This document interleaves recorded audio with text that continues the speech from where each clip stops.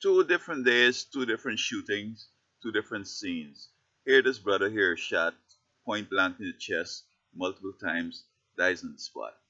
Now, um, the whole call about somebody with a gun, if he had cooperated, perhaps he might have lived. No, but then on the next day, this brother, he stopped for a broken tail light, ended up being shot to death. He was going for his license and other paperwork that the police required. So you see, it's not that you cooperate or you don't cooperate would make you dead.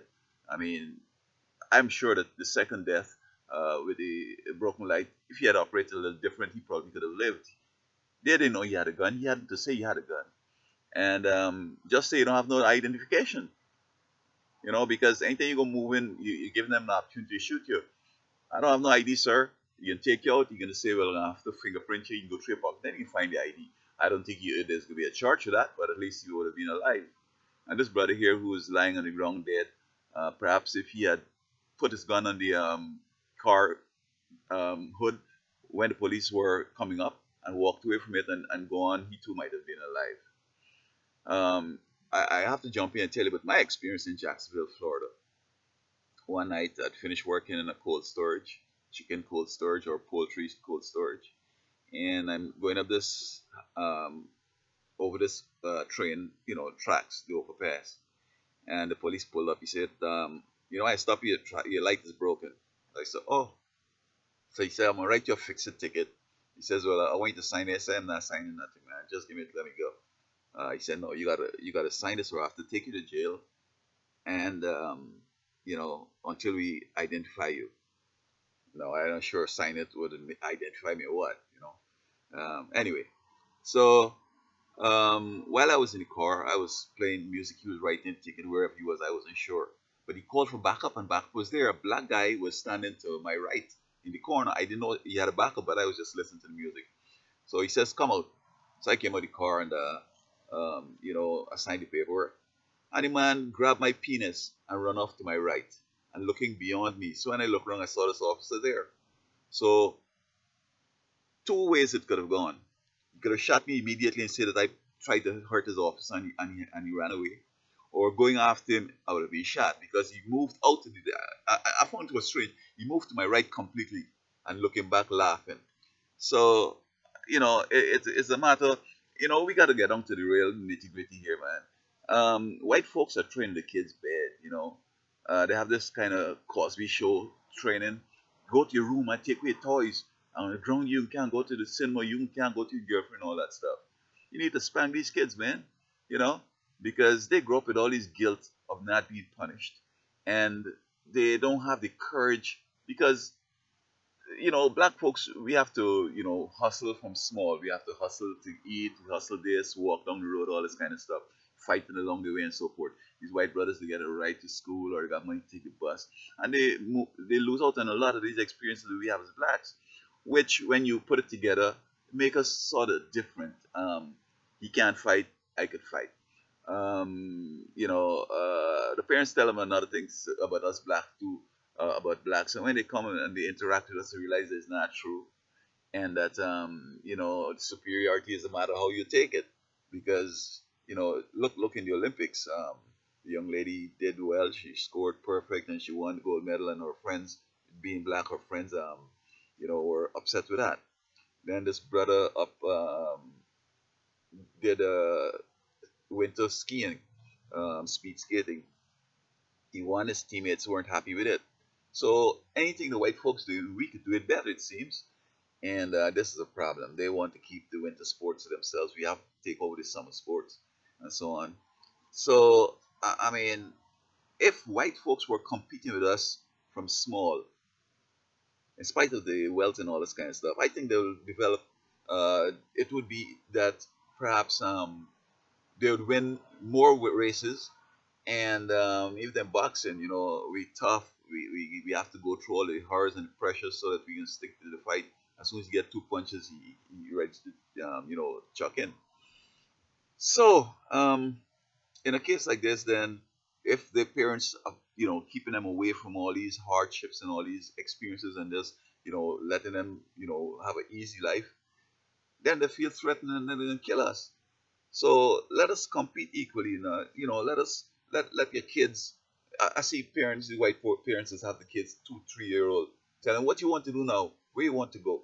These sure need direction. You need to tell them where you're taking them because you know what the whole purpose is. So that when they reach in elementary school now, they have them thinking, what do you think? What do you think? I mean, these kids aren't ready to think yet. They need to learn stuff. And then when they reach maybe in high school, they can start putting things together and thinking. So to push them forward now to what you think. And so to come up with stuff like, oh, I could become a girl. You could do a surgery and all that and become a girl. That's something that might have been formed before they reached, there's no difference between me and Susie, Harry and Susie. Yeah, that's good when you're kind of elementary school. But when you go to high school, you can discover that it's a lot different. It's not only that you have genitals that are different, but the whole body is different. The cells are different. The girls have a different endocrine system. They have this uterus, this ovaries, this fallopian tube, this estrogen. We have, you know what I mean? You can't change like that.